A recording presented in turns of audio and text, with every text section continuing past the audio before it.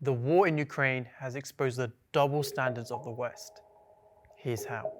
We are all shocked and horrified at the scenes coming out of Ukraine, with an oppressor invading another nation.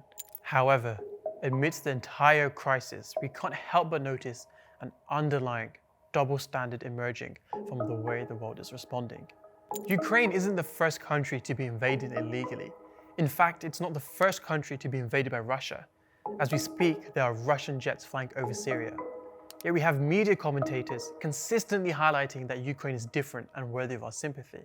It's very emotional for me because I see European people with blue eyes and blonde hair being killed, children being killed every day with Putin's missiles. Why?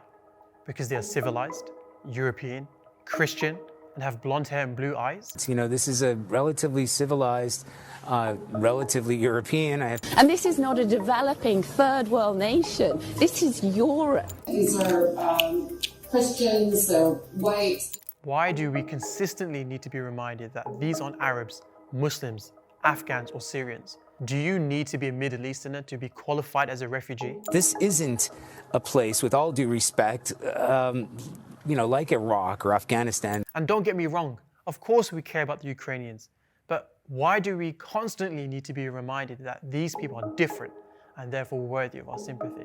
You see, when it comes to the case of the Ukrainians, they have the right to bear arms and to fight for their country, and the media celebrates them as defiant heroes. Yet when Arabs or Muslims do the same, they are branded as terrorists. Why is it that the Ukrainian Defense Ministry is allowed to teach people how to make Molotov cocktails in their fight against the oppressor, but Palestinian kids from the tender age of 10 are criminalized by the media and imprisoned up to 20 years for throwing rocks at their occupiers? The hypocrisy even extends to the response of global institutions. Russian media and art shows are cancelled, Russian banks are being shut down, and Russian assets are being frozen. Heck, FIFA has also sanctioned all Russian teams from participating, while football stadiums are plastering anti-Putin slogans.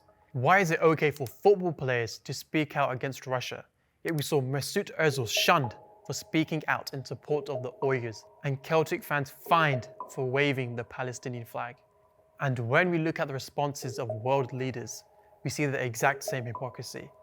Biden is somewhat shocked by a foreign country invading another.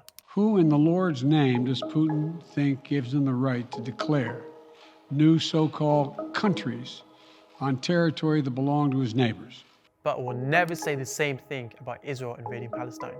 Boris Johnson is praising the resistance of the Ukrainians, but God forbid he say the same thing about a Muslim resistance. They are fighting back, perhaps with more effect, with more resistance than the Kremlin had bargained for. Obama has passionately spoken out against the actions of Russia and the need to impose sanctions. But where were the sanctions against US bombings against Iraq and Afghanistan? This isn't about whataboutism or what about the oppressed Muslim countries.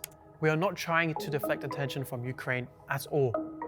But I'm left asking, why the double standards?